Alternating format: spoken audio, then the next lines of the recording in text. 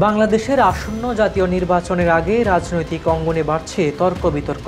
এবার নির্বাচন প্রসঙ্গে সরব হয়েছে জাতীয় নাগরিক পার্টি। দলটির দক্ষিণাঞ্চলের মুখ্য সংগঠক হাসনাত আবদুল্লাহ স্পষ্ট করে জানিয়েছেন, আসন বণ্টনের সমঝোতার ভিত্তিতে এনসিপিকে কেনা যাবে না। আসন বণ্টনের সমঝোতার নির্বাচন আর রাতের ভোট এ দুটো একই জিনিস। আমরা সে ধরনের নির্বাচন চাই না। ক্ষোভ প্রকাশ করে তিনি অভিযোগ করেন, সরকারি কর্মকর্তারা ধানমন্ডি ছেড়ে গুলশানে লাইন দিচ্ছেন।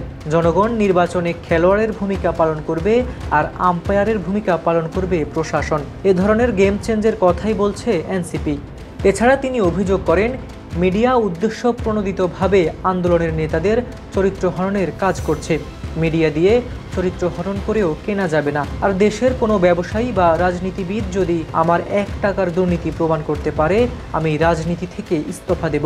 এনসিপি নেতা জানান, তারা যে কোনো সময়ের নির্বাচনে অংশ নিতে প্রস্তুত, তবে সেটি অবশ্যই হতে হবে গণপরিষদ নির্বাচন, যেখানে থাকবে গেম চেঞ্জের নতুন নিয়ম। বাংলাদেশের রাজনীতিতে নতুন দল ও নতুন শর্ত নিয়ে আলোচনার ঝড়ে উঠলেও বড় প্রশ্ন থেকে যাচ্ছে, আসন্ন নির্বাচন কতটা হবে জনগণের আস্থার প্রতিফলন।